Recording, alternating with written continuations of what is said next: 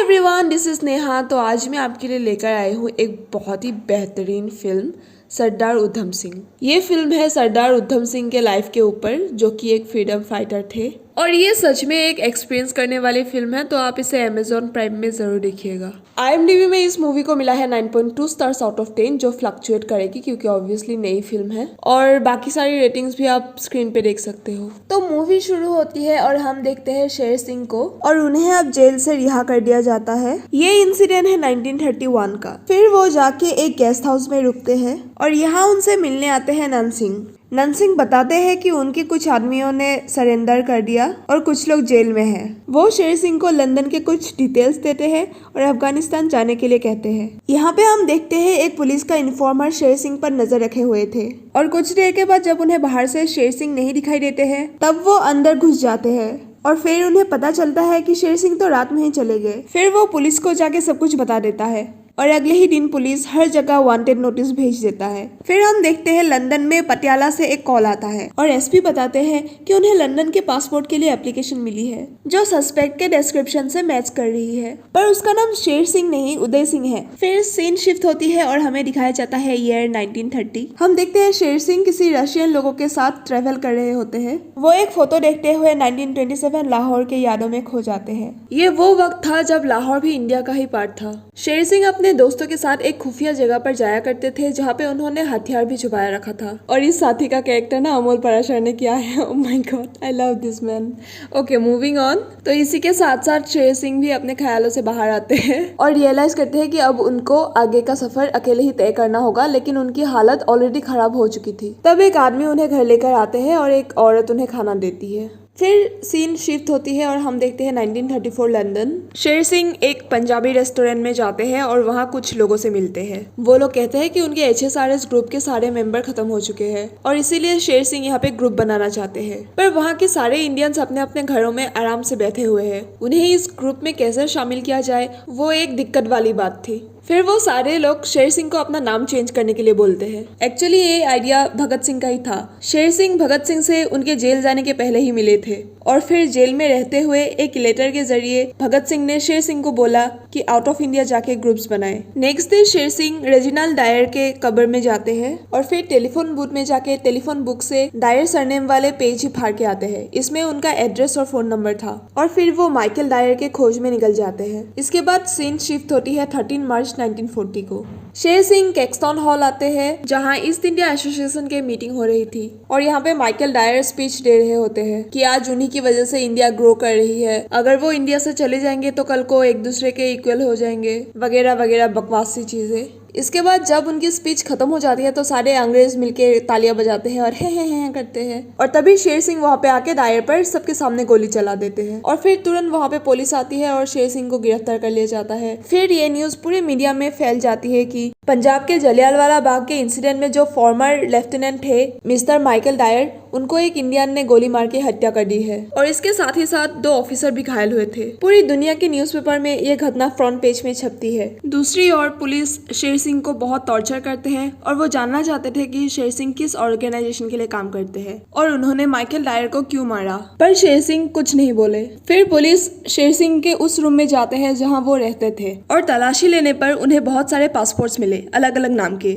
और तब उन्हें पता चला ये वही इंसान है जो 1931 में जेल से छूटे थे। लेकिन वो अगर 6 साल पहले ही लंदन आ गए थे तो इतने दिनों तक वो क्या कर रहे थे। इसके बाद बहुत सारी इंक्वायरी की जाती है और लंदन आने के बाद शेर सिंह जिस भी इंसान से मिला था उन सबको गिरफ्तार कर लिया जाता है। सबसे पूछताछ किया जाता है और सब लोग एक ही बात बोलते हैं कि उन्हें शेर सिंह के इंटेंशंस के बारे में कुछ नहीं पता था। फिर पुलिस को पता चलता है कि शेर सिंह 1933 के बाद कई बार लंदन आ चुका है और हर बार अलग अलग नाम से, जैसे शेर सिंह, उधम सिंह, उदय सिंह, आजाद सिंह। शेर सिंह हर 6 महीने में अपना जगह भी बदल देते थे। वो हमेशा यूरोप के रहने वाले लोगों से कांटेक्ट में थे क्योंकि वो गदर पार्टी के लिए इंटरनेशनल ग्रुप बनाना चाहते थे। लंदन में रहने के लिए शेर सिंह छोटे मोटे काम भी किया करते थे। पुलिस शेर सिंह से उनके दोस्तों के नाम भी पूछते हैं, लेकिन इतना टॉर्चर करने के बावजूद भी वो कुछ नहीं बताता। फिर पुलिस जाती है उस रशियन लेडी के पास जिसके साथ शेर सिंह रहा करता था। वो औरत बताती है कि एक ब्रिटिश वुमेन और एक इंडियन मैन कभी कभी उनसे मिलने आते थे जो एक कम्युनिस्ट पार्टी के मेंबर थी। फिर हमें एक फ्लैशबैक दिखाया जाता है जब एलिन एक प्रोटेस्ट में थी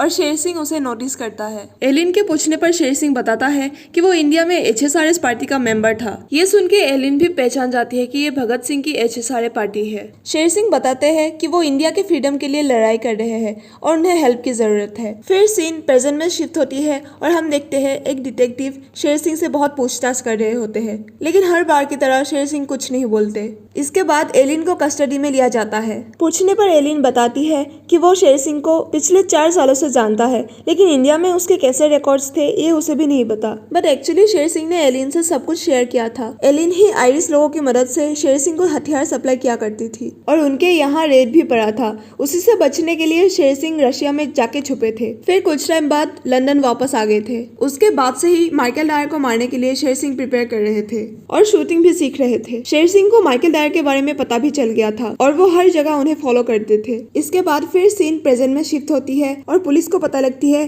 कि शेर सिंह भगत सिंह के HSRS पार्टी के मेंबर थे। उसी वक्त पहली बार के लिए शेर सिंह अपना मुंह खोलता है और कहता है कि भगत सिंह के बारे में कुछ मत बोले, क्योंकि 23 साल की उम्र में जब सब लोग हंसी खुशी अपनी जिंदगी जी रहे थे, तब भगत सिंह ने अपने देश की आजादी के लिए अपना घर बार छोड़ दिया। और जो हमें पहले सीन में दिखाया गया था साथी, ये वो भगत सिंह ही थे, अमोल पराशर। Okay sorry. और फिर ब्रिटिश सरकार ने उनको पहले गिरफ्तार किया, फिर बहुत दिनों तक जेल में रखे और फिर राजगुरु सुखदेव और भगत सिंह को फांसी दी गई। और इतना ही नहीं, इसके बाद उनकी डेड बॉडीज को भी सीक्रेटली डिस्पोज कर दिया गया। फिर पुलिस का शेर सिंह से उनके असली नाम पूछने पर वो बताते हैं राम मोहम्मद सिंह आजाद, जो इंडिया के सभी धर्मों के नाम का प्रतीक था। और ये नाम शेर सिंह ने अपने बॉडी में टैटू किया था, ताकि जब मीडिया में ये बात फैले तो इंडिया के सभी लोग एकजुट होकर ब्रिटिश गवर्नमेंट के खिलाफ लड़े और शेर सिंह को एक क्रांतिकारी मान ले। ये बात ब्रिटिश गवर्नमेंट समझ गई थी, इसीलिए उन लोगों ने एविडेंस जुटा के प्रेस कॉन्फ्रेंस करके शेर सिंह को एक टेररिस्ट घोषित कर दिया। आफ्टर डेथ जॉन नाम का एक लॉयर शेर सिंह के लिए भेजा जाता है। जॉन के पूछने पर शेर सिंह बताते हैं कि वे पहले माइकल डायर के घर में काम मांगने गए थे और डायर ने भी शेर सिंह को पर्सनल सर्वेंट के रूप में रख लिया था। डायर के साथ रहते शेर सिंह जानना चाहते थे कि उन्हें अपने जलियांवाला बाग में दिए हुए ऑर्डर के लिए पछतावा है या नहीं, पर वो डायर के साथ बहुत टाइम तक रहे और ये समझ आया कि डायर को लगता है कि उस वक्त उन्होंने जो नरसंहार का ऑर्डर दिया था वो जरूरी था। उन लोगों के साथ ऐसा ही होना चाहिए, क्योंकि वो ब्रिटिश सरकार के खिलाफ जा रहे थे। ये सब जान के शेर सिंह के मन में माइकल डायर के खिलाफ और ज्यादा नफरत बढ़ जाती है। वो चाहते तो माइकल डायर को उसी वक्त अकेले में मार सकते थे, लेकिन वो पूरी दुनिया को दिखाना चाहते थे कि कोई भी अगर इंडियंस के साथ ऐसा बर्ताव करेगा तो वो जिंदा नहीं बचेगा। इसके कुछ साल बाद एक दिन रास्ते के एक नोटिस बोर्ड में माइकल डायर के एक मीटिंग के बारे में पता चलता है। इसके बाद उधम सिंह एक गन खरीदता है और एक बुक के पन्नों को गन के शेप में काट लेते हैं और बुक में ही गन को छुपा के ले जाते हैं और फिर कैक्सटन हॉल जाके सबके सामने ही माइकल डायर को मार देते हैं और इसके बाद ही उनको अरेस्ट कर लिया जाता है। अगले सीन में उधम सिंह को कोर्ट में पेश किया जाता है। वो अपने आप को गिल्टी नहीं मानते थे और मरने के लिए भी रेडी थे। कोर्ट में उधम सिंह ब्रिटिश गवर्नमेंट को कोसने लगते हैं कि वो इंडिया आए तो थे व्यापार करने, पर उन्होंने इंडिया को अपना गुलाम बना दिया और इंडिया के सारे रिसोर्सेस अपने देश के तरक्की में यूज करने लगे, जिसके कारण सोने के देश कहने वाले इंडिया अब बर्बाद होने लगी। उधम सिंह अपने आप को फ्रीडम फाइटर मानते थे, पर कोर्ट में आसानी से ही उनको क्रिमिनल प्रूफ कर दिया और उन्हें फांसी की सजा भी दे दी गई। उधम सिंह इनकलाब जिंदाबाद का नारा लगाते हुए कोर्ट से बाहर जाने लगते हैं। जेल में रहते हुए उधम सिंह अपने गांव के दिनों को याद करने लगते हैं। इन सब के बीच लॉयर जॉन को उधम सिंह के लिए हमदर्दी थी। वो जानना चाहते थे कि ऐसा क्या हुआ जिसके कारण उधम सिंह की लाइफ पूरी तरह से चेंज हो गई। जॉन के पूछने पर उधम सिंह अपने जलियांवाला बाग के इंसिडेंट को बताने लगते हैं। दरअसल अमृतसर में कुछ लोग रॉलेट एक्ट के खिलाफ प्रोटेस्ट कर रहे थे। पुलिस वाले सारे प्रोटेस्टर्स को मारने लगे। वहाँ गांधी जी भी आने वाले थे,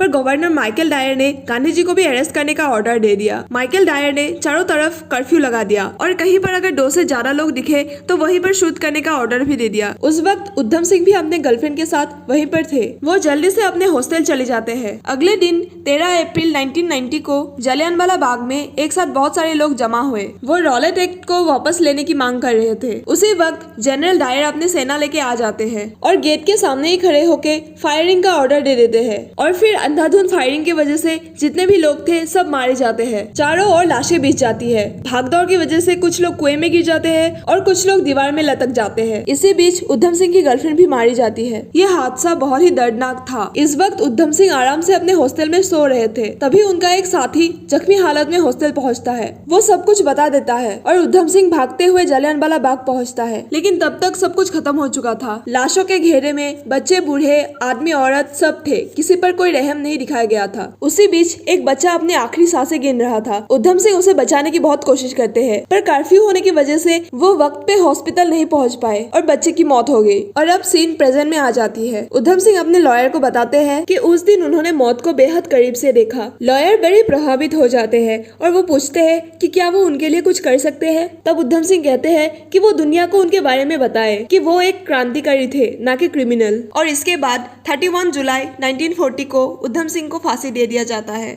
अपने आखिरी समय में उधम सिंह अपने गर्लफ्रेंड और भगत सिंह को याद करते हैं। फांसी के बाद उनकी मुट्ठी से भी भगत सिंह का ही फोटो निकलता है और इसके साथ ही मूवी भी यहीं पर खत्म हो जाती है। दोस्तों, इस तरह की मूवी ना आपको बिल्कुल देखनी चाहिए, क्योंकि आई एम श्योर हिस्ट्री के क्लास में जब ये सब पढ़ाया होता है तब आप नींद ही मार रहे होते हैं, लेकिन जब यही चीज फिल्म में दिखाया जाता है तब इंटरेस्ट भी बना रहता है। सो ऐसी फिल्मों को सपोर्ट करो, ज्यादा से ज्यादा शेयर करो। बस मैं तो इतना ही कह सकती हूँ, क्योंकि इंडियन हिस्ट्री में ना बहुत सारी ऐसी चीजें हैं जो हम नहीं जानते हैं, और आज जो हम ये फ्रीली घूम रहे हैं इसके पीछे कितने सारे लोगों का हाथ है। So thank you so much for watching this video. I hope you like it and please share with your friends and subscribe to the channel. Also आप और किस तरह के मूवी का एक्सप्लेनेशन चाहते हो प्लीज कमेंट सेक्शन में बताना, अपना रिव्यूज देना, और अगर कुछ गलती किया हो तो प्लीज बताना। Stay tuned, bye bye.